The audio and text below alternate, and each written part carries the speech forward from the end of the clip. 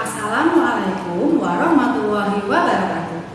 Halo kakak hebat kelas 6, berjumpa lagi dengan Miss Wahyu dalam pembelajaran matematik tema 1, selamatkan makhluk hidup, subtema 2, hewan sahabat kita.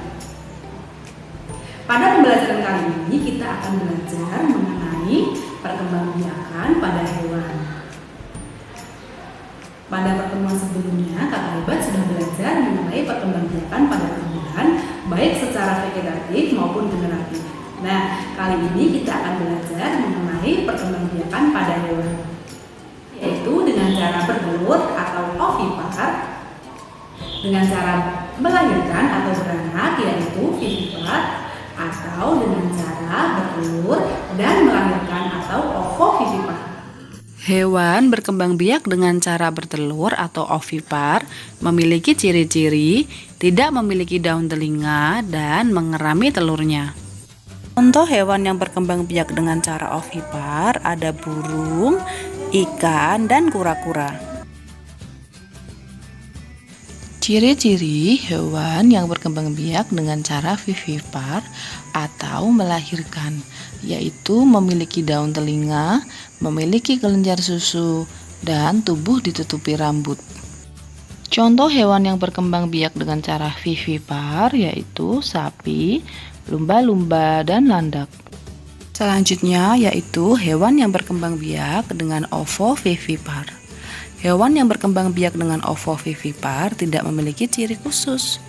Contoh hewan yang berkembang biak dengan ovovivipar yaitu ada hiu, kuda laut, dan platypus. Hewan yang berkembang biak dengan cara bertelur atau ovipar, embrio atau calon individu baru akan tumbuh di dalam telur.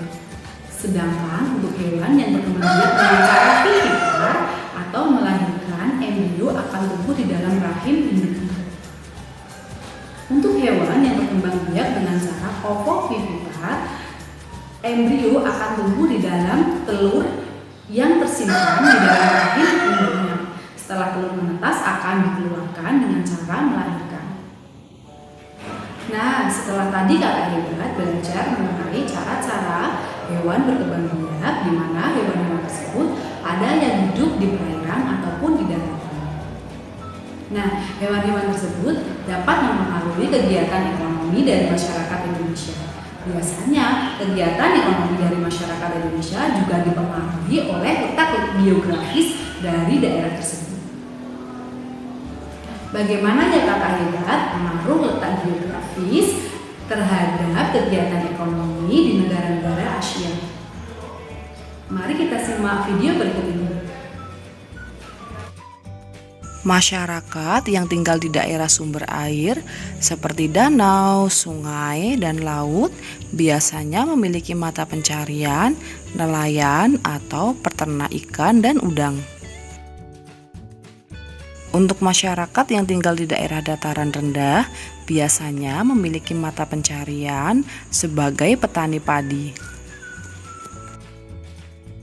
Mayoritas kegiatan ekonomi masyarakat Indonesia bergerak di bidang pertanian dengan komoditas utama seperti padi, kelapa sawit, tebu, kopi, kakao, teh, dan karet. Minyak bumi dan gas alam merupakan sumber pendapatan terbesar di negara Brunei Darussalam. Perekonomian Singapura lebih maju dibandingkan negara-negara lain di Asia Tenggara. Kegiatan ekonomi Singapura bergerak di bidang jasa, perindustrian, perhubungan, dan perbankan.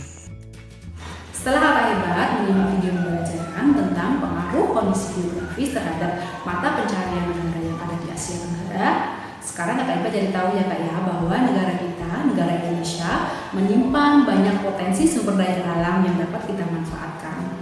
Misalnya dari hasil hutan kita mau menghasilkan banyak sekali kayu jati, di mana kayu jati tersebut dapat kita manfaatkan sebagai mebel, bisa juga kita manfaatkan sebagai bahan bangunan ataupun bisa kita buat sebagai kerajinan, misalnya patung. Nah, kerajinan patung ini dapat kita buat dengan menggunakan bahan keras maupun bahan lunak.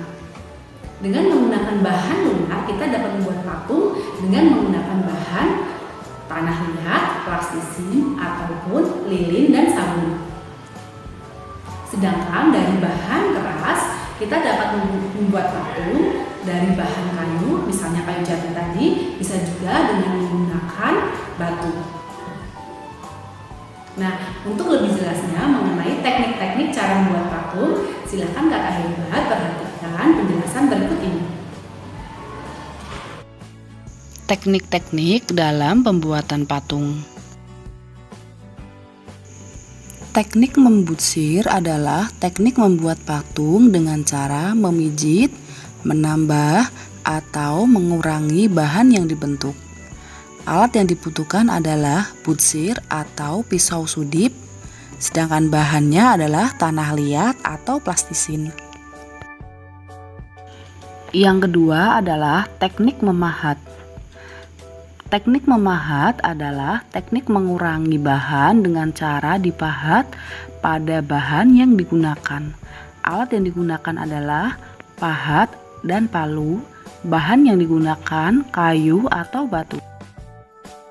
Yang ketiga adalah teknik mencetak. Berikut adalah contoh patung yang dibuat dengan teknik mencetak. Teknik mencetak dibedakan menjadi dua jenis, yaitu teknik cetak tuang dan cetak tekan. Pembuatan patung dengan teknik mencetak biasanya menggunakan cetak tuang atau cor. Alat yang digunakan yaitu cetakan sesuai dengan bentuk yang diinginkan, sedangkan bahan yang digunakan ada semen, gips, fiberglass, atau emas cair. Yang keempat yaitu teknik konstruksi. Teknik konstruksi digunakan dengan cara menyusun atau membangun bahan. Cara menyusunnya dapat dilakukan dengan membuat kerangka terlebih dahulu. Alat yang digunakan adalah rangka bangunan, meja putar. Bahan yang digunakan ada tanah liat, plastisin, semen, atau gips. Sekian video pembelajaran dari Miss Wahyu, semoga bermanfaat untuk kita semua. Tetap semangat belajar di rumah dan tetap patuhi protokol kesehatan. Semoga kita semua dalam keadaan sehat. Wassalamualaikum warahmatullahi wabarakatuh. Salam Anadago.